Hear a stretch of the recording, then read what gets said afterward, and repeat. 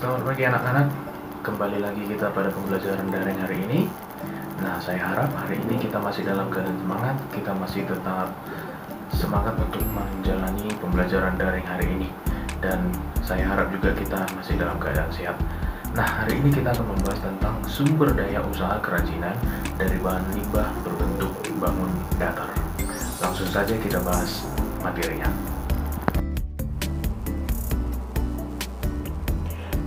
Sumber daya yang dibutuhkan dalam usaha kerajinan dari bahan limbah berbentuk bangun datar. Nah, ada 6 tipe sumber daya.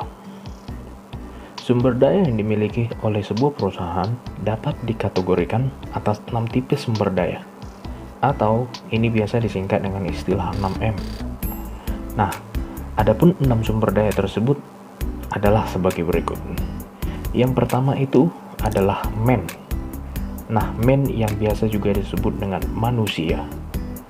Nah, artinya untuk dapat menjalankan manajemen dengan baik harus sangat memperhatikan sumber daya manusianya.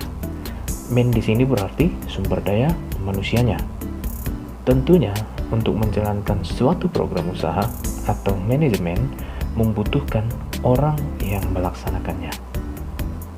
Biasanya supaya program manajemen dapat berjalan dengan baik, maka diperlukanlah orang-orang yang mempunyai kompetensi di bidang masing-masing. Dalam memilih sumber daya, dalam memilih sumber daya manusia yang tidak berkompeten untuk menjalankan program usaha dapat membuat program tidak berjalan dengan baik. Maka hal itu akan sangat mempengaruhi proses manajemen. Nah, maka oleh karena itu, kualifikasi sumber daya manusia itu harus diperhatikan supaya mendapatkan sumber daya yang benar-benar berkompeten. Lalu, yang kedua itu ada money. Money atau biasa disebut dengan uang atau juga modal. Nah, uang sangat dibutuhkan untuk menjalankan usaha yang dirintis. Biasanya tanpa adanya anggaran yang cukup, maka proses manajemen usaha tidak bisa berjalan dengan maksimal. Jika anggaran uang tidak mencukupi, maka kegiatan usaha bisa jadi tersendat dan menimbulkan masalah di tengah jalan. Pada dasarnya, perusahaan hanya akan bangkrut ketika mereka sudah kehabisan uang. Nah, maka yang kedua hal penting yang harus kita perhatikan itu adalah money atau biasa disebut dengan uang ataupun modal. Nah, yang ketiga itu sumber daya ada material. Nah, material ini yang biasa juga disebut dengan bahan atau fisik. Nah, untuk membuat produk tentunya kita membutuhkan bahan baku. Nah, material atau bahan baku yang dibutuhkan juga harus kita perhatikan. Bahan baku yang berkualitas dapat menghasilkan produk yang juga berkualitas. Tanpa adanya bahan baku yang berkualitas, maka tidak dapat menghasilkan produk yang bernilai tinggi. Nah, produk yang memiliki kualitas buruk tidak mempunyai daya jual yang bagus. Maka hal ini dapat menimbulkan kerugian pada manajemen usaha. Itu dia. Lalu yang keempat. Nah, yang keempat itu ada mesin atau yang biasa juga disebut dengan teknologi ataupun alat.